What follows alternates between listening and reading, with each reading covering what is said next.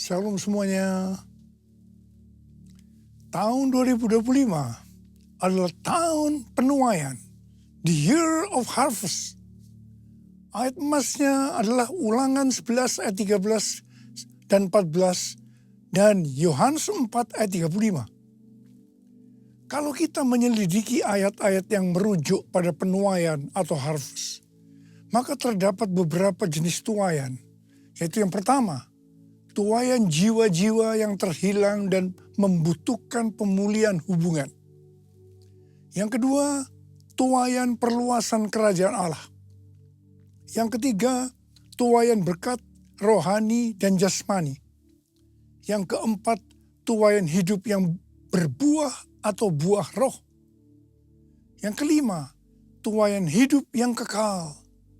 Dan yang keenam, tuaian di bumi yang mengalami murka Allah.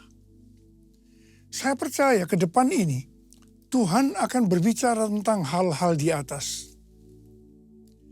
Mengenai target penyelesaian amanat agung tahun 2033, Tuhan mulai membukakan pengertiannya pada waktu Global Council Empower 21 meeting di Hawaii tahun 2013. Tuhan memberikan visi. Setiap orang, everyone, akan mendapatkan kesempatan untuk berjumpa secara autentik dengan Tuhan Yesus melalui kuasa dan hadirat Roh Kudus pada Pentakosta 2033. Terus terang kita semua bingung, termasuk Billy Wilson dan saya sendiri. Beberapa bulan setelah itu Billy Wilson ke Manila dan dia hadir di konser Planet Shakers dengan memakai baju berwarna merah. Tiba-tiba pimpinan Planet Shakers, yaitu Neil Smith, menyuruh berhenti. Dan dia bilang, ada pesan Tuhan untuk orang yang berbaju merah. Dia berkata, saya tidak kenal Anda, saya tidak tahu siapa Anda, tetapi Tuhan katakan, Anda harus berpikiran besar. Terus terang Billy Wilson kaget mendengar nubuatan itu. Karena selama ini dia berpikir, bagaimana ini bisa terjadi? Ternyata untuk itu perlu punya pikiran besar. Kepada saya, Tuhan memberikan pengertian tentang tahun 2033 ketika bulan Mei 2022 diadakan World Prayer Assembly atau WPA secara hybrid di SICC Tower lantai 11. Ada 3 orang yang berbicara secara online, di mana mereka semua berbicara tentang tahun 2033. Mereka adalah Billy Wilson, aliran Pentakosta, Rick Warren dari aliran Baptis, dan Nicky Gamble dari aliran Anglican. Tiba-tiba Tuhan memberikan pengertian kepada saya. Dan saya berkata, I got it. I got it. Nah, bulan Juli 2022, yaitu 2 bulan setelah pelaksanaan BPA tadi, waktu memulai renovasi Azusa Street Prayer Tower, saya bersaksi tentang hal itu. Di situ hadir Billy Wilson, Tim Hale yang saat itu menjabat sebagai Ketua Umum Church of God, dan mereka pun menyambut baik kesaksian tersebut. Saya percaya ini merupakan konfirmasi bagi kita. Nah, setelah itu, bulan Desember 2022, Billy Wilson dan Rick Warren mengumpulkan sekitar 26 orang pemimpin, kepala-kepala kegerakan dari kelompok-kelompok oikumene di New York untuk menyusun suatu pernyataan tentang panggilan kepada gereja sedunia untuk masuk ke dalam upaya penyelesaian amanat agung tahun 2033. Dikatakan, kita percaya bahwa dekade menjelang tahun 2033 akan menjadi dekade yang tidak pernah terjadi sebelumnya. Dan penginjilan kepada semua orang, everyone, di atas bumi akan terjadi. Setelah pertemuan itu, maka bulan Juli 2023, Empower 21 mengadakan kongres di Amsterdam dengan tema Everyone. Kemudian itu dilanjutkan dengan kongres Empower 21 Everyone Asia di SICC Indonesia pada tanggal 3 sampai 5 Juli 2024 dengan tema reaching every person on earth. Hari-hari ini banyak organisasi dan aliran Kristen termasuk Katolik karismatik yang meyakini target untuk menyelesaikan amanat agung adalah tahun 2033. Ternyata kepada saya, Tuhan tidak berhenti hanya tentang penyelesaian amanat agung tahun 2033 saja. Tetapi Tuhan memberikan pengertian dari Matius 24 ayat 14. Jadi waktu murid-muridnya bertanya tentang tanda kedatangannya yang kedua dan akhir dari dunia ini, Tuhan Yesus menjawab salah satunya yang terdapat dalam Matius 24 ayat 14. Injil kerajaan ini akan diberitakan di seluruh dunia menjadi kesaksian bagi semua bangsa. Sesudah itu barulah tiba kesudahannya. Jadi setelah Injil diberitakan di seluruh dunia menjadi kesaksian bagi semua bangsa. Atau dengan kata lain, kalau amanat agung sudah selesai, sesudah itu barulah tiba kesudahannya. Tuhan Yesus datang kembali. Kata sesudah itu tidak ada seorang pun yang tahu. Bisa 1 hari, 1 bulan, 1 tahun, 5 tahun, yang jelas tidak akan lama. Sebab Tuhan Yesus berkata, aku datang segera. Saya tidak pernah berkata, Tuhan Yesus pasti datang tahun 2033. Itu tidak alkitabiah.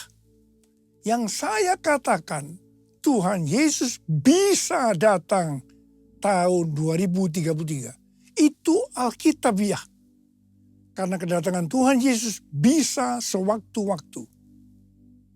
Kita harus senantiasa berjaga-jaga dan berdoa. Orang yang merindukan kedatangannya pasti berjaga-jaga dan berdoa. Hosana, Hosana, datanglah Tuhan Yesus. Hosana, Hosana, ku merindukanmu.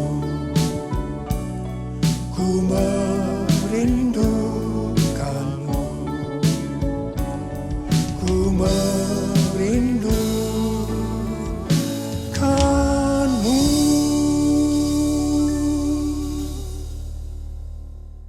Rick Warren membuat kelompok yang disebut dengan Finishing the Task, menyelesaikan amanat agung, dengan menggunakan pendekatan 4B atau 4B.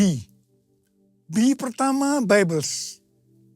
Jadi dikatakan kami ingin semua orang percaya di bumi memiliki akses kepada Injil yang diterjemahkan ke dalam bahasa yang ada dalam hati mereka. Jadi artinya Alkitab diterjemahkan ke semua bahasa. B yang kedua, believers. Kami ingin memperlengkapi setiap orang percaya agar secara pribadi bisa bersaksi tentang Yesus. B yang ketiga, bodies of Christ. Kami ingin semua gereja mendukung dan menanam gereja di area yang belum ada gereja. Dan yang keempat, B yang keempat, breakthrough prayer. Kami ingin semua orang di bumi yang belum kenal Yesus didoakan oleh orang yang sudah kenal Yesus.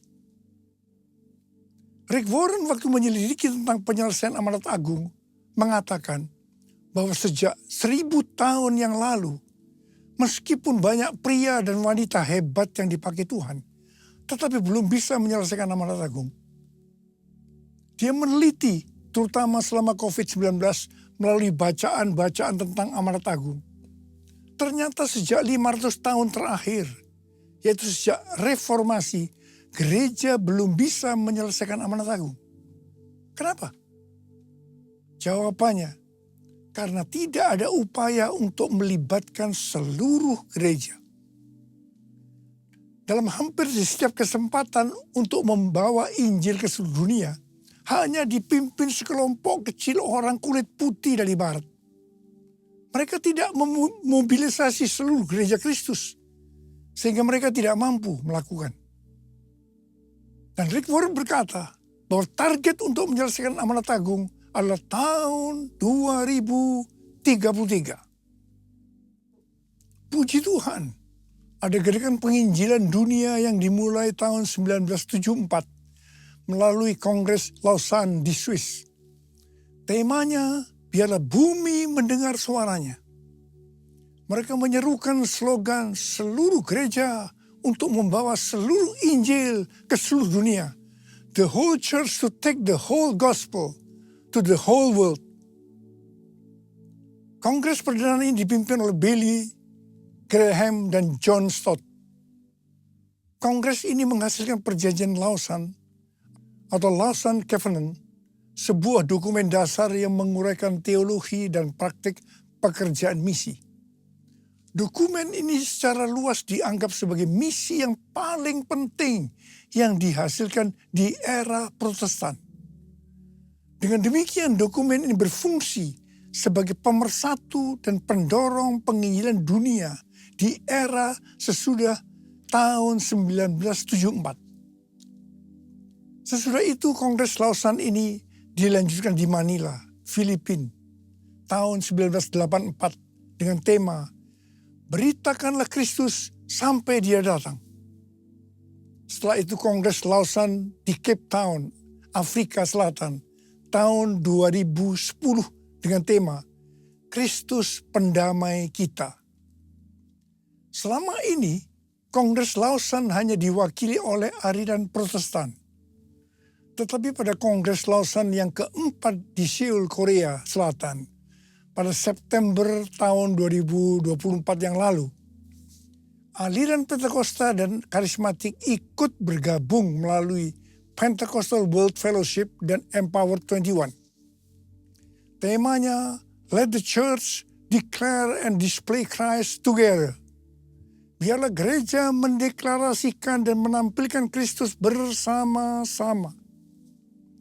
Dihadiri oleh 5.394 peserta mewakili 200 negara dan wilayah. Selain itu sekitar 2.000 peserta virtual di lebih dari 100 negara bergabung dalam kongres secara online. Saya mendapat undangan juga mewakili Empower 21 dan saya memilih sebagai peserta secara online. Declare Christ atau mendeklarasikan, memberitakan Tuhan Yesus adalah aspek utama dari iman Kristen dengan cara memberitakan siapa pribadi Yesus Kristus, kasih-Nya, anugerah-Nya, dan perbuatan-perbuatannya kepada seluruh umat manusia, everyone. Display Christ atau menampilkan Kristus artinya mewujudkan sifat-sifatnya, karakternya, dan ajarannya dalam kehidupan sehari-hari lewat gaya hidup kita. Menjadi garam dan terang, hidup yang berprestasi, hidup yang berbuah, hidup yang menjadi berkat. Dengan cara ini, maka kita akan disebut murid Kristus. Dan mereka yang melihat kita akan memuliakan Bapa yang di sorga. Ini yang harus kita lakukan untuk menyelesaikan amanat agung tahun 2033. Haleluya! Bumi penuh kemuliaan-Nya, bumi penuh kemuliaan-Nya, bumi penuh kemuliaan-Nya. Sucilah Tuhan, sucilah Tuhan, sucilah Tuhan. Memasuki tahun penuaian ini, kita juga akan mengalami penuaian secara jasmani. Salah satu syarat untuk mengalami penuaian secara jasmani adalah memberi, menabur. Dalam Mazmur 126 ayat 5 dan 6 dikatakan, orang yang menabur dengan bercucuran air mata akan menuai dengan sorak-sorai. Orang yang pergi dengan menangis sambil membawa kantong benih pasti pulang dengan sorak-sorai sambil membawa berkas-berkas gandumnya. Di sini jelas dikatakan pada saat kita dalam kesusahan secara finansial, justru kita harus menabur supaya menuai dengan bersorak-sorai sambil membawa berkas gandumnya atau berkat-berkatnya. Hal ini juga yang dilakukan oleh Ishak. Pada waktu terjadi kelaparan, Ishak pergi ke Gerar kepada Abimelekh, raja orang Filistin. Ishak tinggal di Gerar setelah Tuhan menyuruh dia tinggal di situ. Sesuai dengan Kejadian 26 ayat 12 dan 13. Ishak menabur di tanah itu. Dan dalam tahun itu juga ia mendapat hasil 100 kali lipat. Ia diberkati Tuhan. Orang ini menjadi kaya, makin lama makin kaya. Sehingga ia menjadi kaya raya. Pada masa kelaparan, benih yang ditabur pasti persediaan untuk makanannya. Jadi waktu Ishak menabur, pasti dengan bercucuran air mata. Dia tidak tahu kapan kelaparan akan berakhir. Ishak menabur di tanah yang ditentukan oleh Tuhan. Hasilnya, Tuhan memberkati Ishak sehingga ia menjadi kaya. Makin lama makin kaya, hingga ia menjadi kaya raya. Haleluya. Dalam 2 Korintus 9 ayat 6 dan 7 dikatakan, perhatikanlah ini. Orang yang menabur sedikit akan menuai sedikit juga. Dan orang yang menabur banyak akan menuai banyak juga. Hendaklah masing-masing memberi menurut kerelaan hatinya. Jangan dengan sedih hati atau karena paksaan. Sebab Allah mengasihi orang yang memberi dengan sukacita. Sehubungan dengan berkat atau kekayaan yang Tuhan berikan kepada kita, maka ada 3 macam teologi. Yaitu yang pertama, teologi kemiskinan. Yang kedua, teologi kemakmuran. Yang ketiga, teologi penata layanan. GBI menganut teologi penata layanan. Dalam hal memberi, prinsip teologi kemiskinan adalah karena kewajiban. Bisa jadi tidak rela, sedih karena terpaksa. Sedangkan prinsip teologi kemakmuran, fokusnya hanya untuk mendapat sesuatu nantinya. Tetapi prinsip teologi penata layanan, kita memberi, kita menabur karena mengasihi Tuhan. Ini pasti dilakukan dengan sukarela. Dikatakan Allah mengasihi orang yang memberi dengan sukacita. Ada 3 macam respon dari orang percaya dalam hal memberi. Yaitu respon pertama, bagi yang memiliki hubungan yang intim dengan Tuhan. Mereka memberi dengan standar tinggi. Yaitu senantiasa berupaya memberikan yang terbaik untuk Tuhan. Sebagai contoh Maria yang intim dengan Tuhan. Mengurapi kaki Tuhan Yesus dengan rambutnya. Dengan minyak narwastu yang mahal harganya. Yaitu sekitar 300 dinar. Itu merupakan upah 1 tahun bagi seorang pekerja. Jadi sangat besar nilainya. Dan ini merupakan persembahan yang terbaik. Respon yang kedua, bagi mereka yang tidak intim dengan Tuhan. Mereka hanya dapat memahami bahwa memberi persembahan secara materi itu hanya sebagai hukum yang tertulis. Ketika yang lain sudah dengan tekun dan setia memberi persembahan persepuluhan, persembahan khusus, dan persembahan sulung, dia masih sibuk menyelidiki apakah persembahan-persembahan itu alkitabiah atau tidak. Respon yang ketiga, bagi mereka yang cinta uang dan pencuri kas milik Tuhan, seperti Yudas Iskariot, akan mengkritik orang seperti kepada Maria yang memberikan persembahan yang terbaik kepada Tuhan. Yaitu minyak narwastu yang mahal harganya dengan dalih. Mengapa tidak diberikan kepada orang miskin saja? Demikian juga mereka yang termasuk orang-orang seperti ini akan menyamaratakan semua pendeta yang mengajar tentang memberi persembahan uang sebagai golongan pendeta yang mencari keuntungan dari jemaat. Bukan rahasia lagi. Bahwa cukup banyak pendeta yang takut untuk memberikan pelajaran tentang kebenaran. Memberi persembahan uang. Apa akibatnya? Akibatnya baik pendeta itu maupun jemaatnya gagal untuk menerima berkat yang terbaik yang Tuhan sediakan. Kesimpulannya, memberi persembahan materi dalam kemurahan hati hanya dilakukan oleh orang-orang yang hidupnya intim dengan Tuhan. Orang yang benar-benar mengasihi Tuhan. Saya berdoa agar berkat yang terbaik dari Tuhan akan kita terima dalam tahun 2025 ini. Karena kita intim dengan Tuhan. Bless the Lord, oh my soul, oh my soul, worship His holy name. Sing like never before. Worship your holy name. Bless the Lord, oh my soul, oh my soul. Worship His holy name. Sing like never before. Oh my soul, I worship your holy name. I worship your holy name.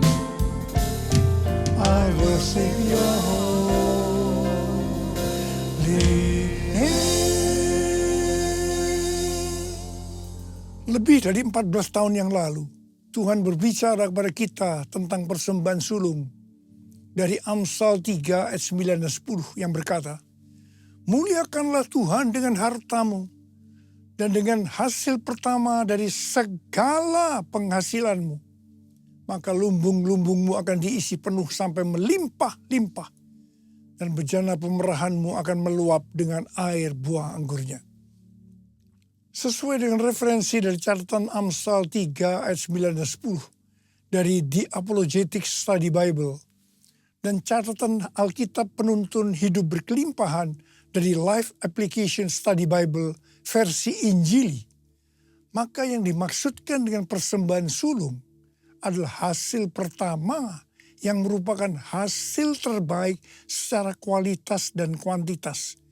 Hasil pertama dari gaji kita, bukan sisa-sisa. Persembahan sulung untuk tahun 2025 adalah seluruh penghasilan yang didapatkan pada bulan Januari 2025 yang diberikan pada bulan Februari 2025. Dalam Alkitab, Tuhan Yesus sendiri yang menyinggung tentang memberikan persembahan dari seluruh penghasilan seorang janda miskin dalam Markus 12 ayat 41 sampai dengan 44. Pada suatu kali, Yesus duduk menghadapi peti persembahan dan memperhatikan bagaimana orang banyak memasukkan uang ke dalam peti itu. Banyak orang kaya memberikan jumlah yang besar. Lalu datanglah seorang janda yang miskin, dan ia memasukkan 2 uang tembaga, yaitu uang receh terkecil.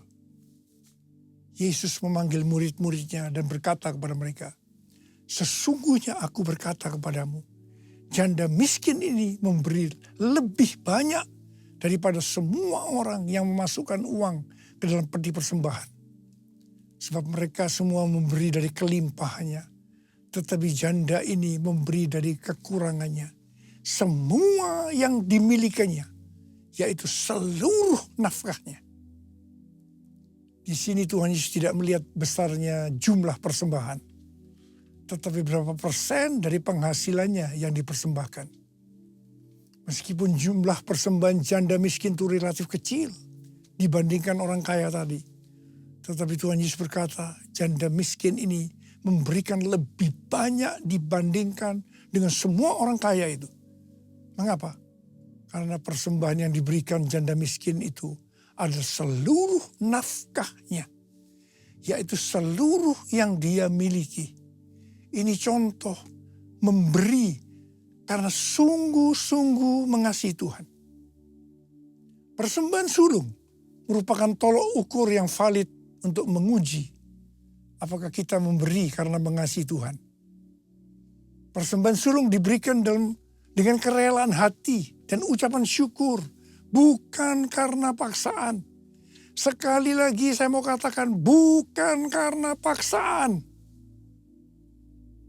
Amsal 11 ayat 24 dan 25 berkata, ada yang menyebar harta, tetapi bertambah kaya. Ada yang menghemat secara luar biasa, namun selalu berkekurangan.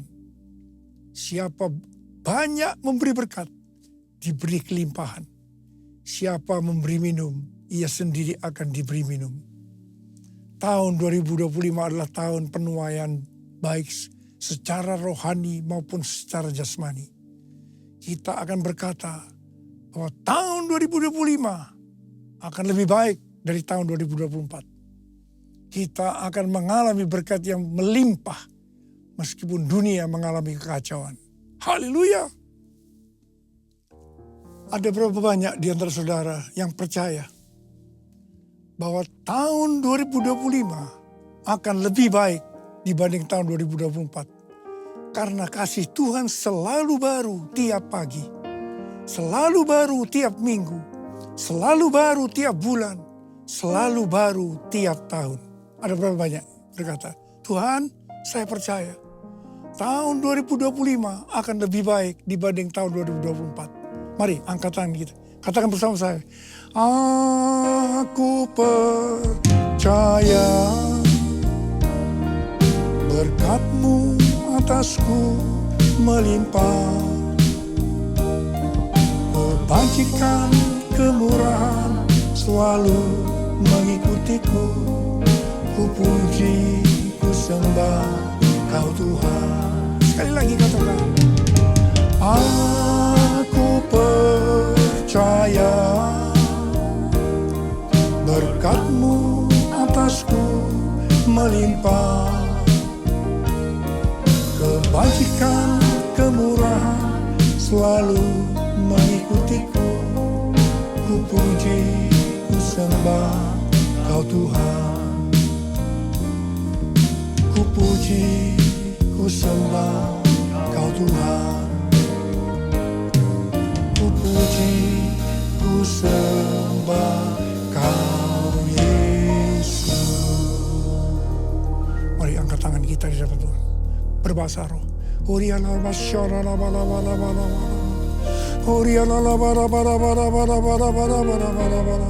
Yang sudah berbahasa roh, kita berbahasa roh. Yang belum berbahasa roh, katakan haleluya, haleluya, haleluya. Kau berdoa buat anak-anak-Mu semua Tuhan. Mereka percaya, kami dengan iman berkata tahun 2025 akan lebih baik daripada tahun 2024. Terima kasih Tuhan. Terima kasih Engkau akan menggenapi ya Aba. Menserahkan anak-anak-Mu dalam tangan-Mu. Berkati mereka, berkati mereka, berkati mereka.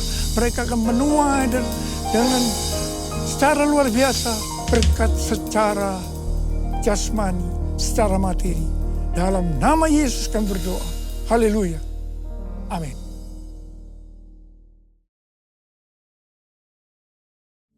Kita akan memasuk dalam perjamuan kudus. Kita akan mengingat ayat ini. Sebab setiap kali kamu makan roti ini dan minum cawan ini, kamu memberitakan kematian Tuhan sampai Ia datang. Perjamuan kudus adalah perjamuan Tuhan Yesus sendiri. Setiap kali kita masuk dalam perjamuan kudus, Tuhan Yesus selalu berkata, biarlah ini menjadi peringatan akan aku. Peringatan akan aku. Karena itu mari kita tundukkan kepala. Arahkan hati kita kepada kebaikan Tuhan. Saudara, mari. Bapa, siapakah kami sebelum kami mengenal Engkau? Kami semua orang berdosa. Upah dosa adalah maut, mati. Tapi Engkau tidak berdosa dijadikan dosa oleh karena kami semua. Engkau harus turun dari sorga mulia, mati, ganti kami dengan penderitaan yang luar biasa. Sungguh kalau kami pikirkan betapa baiknya Engkau Tuhan. Kau jadikan kami sebagai anak-anak-Mu. Engkau memberkati, Engkau membela, Engkau melindungi, Engkau menyembuhkan kami. Engkau juga menegur kalau kami salah, ya Aba. Itu Engkau, ya Aba. Tuhan Yesus akan memberkati kita melalui perjamuan kudus. Tapi Tuhan mau kita makan dan minum dengan cara yang benar. Karena itu masing-masing sekarang introspeksi. Lihat keadaan diri masing-masing. Jangan menyimpan dosa. Kalau ada dosa yang Tuhan ingatkan yang belum diselesaikan dengan Tuhan, langsung minta ampun. Minta ampun supaya diberkati. Supaya diberkati. Tuhan, Kau melihat anak-anak-Mu yang sedang berdoa, Tuhan. Ampuni kami, ampuni Tuhan, ampuni kami, ampuni. Layakkan kami untuk masuk dalam perjamuan kudus. Kami akan masuk dalam perjamuan kudus dengan hati yang penuh ucapan syukur. Dalam nama Yesus kami berdoa. Amin. Sekarang, mari angkat roti di tangan kanan kita tinggi-tinggi. Sebab apa yang telah kuteruskan kepadamu telah aku terima dari Tuhan. Yaitu bahwa Tuhan Yesus pada malam waktu Ia diserahkan mengambil roti. Dan sesudah itu Ia mengucap syukur atasnya. Ia memecah-mecahkannya dan berkata, inilah tubuhku yang diserahkan bagi kamu. Perbuatlah ini menjadi peringatan akan aku. So yang dikasih Tuhan, bukankah roti yang kita pecah-pecahkan ini adalah persekutuan kita dengan tubuh Kristus. Mari kita makan dalam nama Yesus.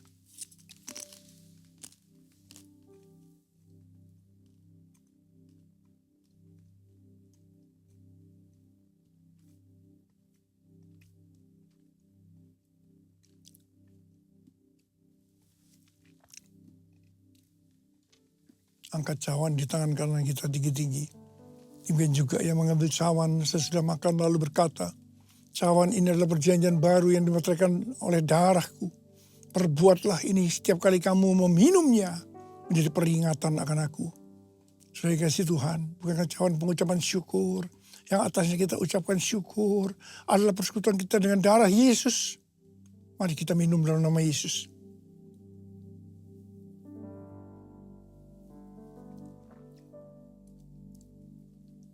Angkat tangan kita. Ucapkan syukur dengan suara, jangan diam.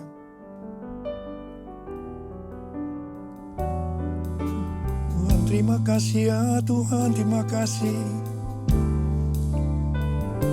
Terima kasih ya Tuhan, terima kasih. Bapak terima kasih. Terima kasih. Terima kasih. Angkat tangan saudara. Tuhan, Kau melihat anak-anak-Mu sedang angkat tangan. Engkau saat ini sedang menyembuhkan yang sakit. Engkau sedang membebaskan yang terikat. Engkau menghibur yang susah. Engkau menguatkan yang lemah. Engkau memberikan pengharapan-pengharapan yang baru bagi yang datang negara putus pengharapan. Yesus, Engkau baik. Engkau baik dan sangat baik kepada kami semua. Bapa, terima kasih. Terima kasih ya Tuhan. Terima kasih, terima kasih, terima kasih. Tuhan, terima kasih Tuhan. Urapi kami, terima pengurapan Tuhan, terima. Terima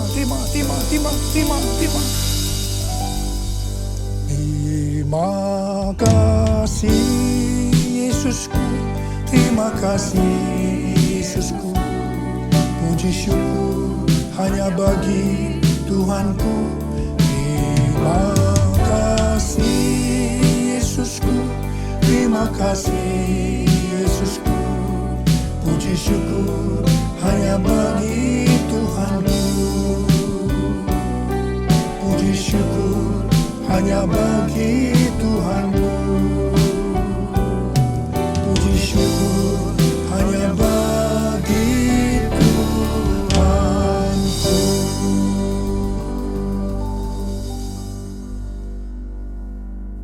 Sekarang terimalah berkat Tuhan. Kasih karunia berlimpah-limpah daripada Allah Bapa dalam Anak yang tunggal Yesus Kristus. Persekutuan yang manis dengan Roh Kudus menyertai kita semua mulai hari ini. Sampai Tuhan Yesus datang menjemput kita di awan-awan dan bahkan sampai selama-lamanya. Yang percaya bersama-sama katakan, Amin.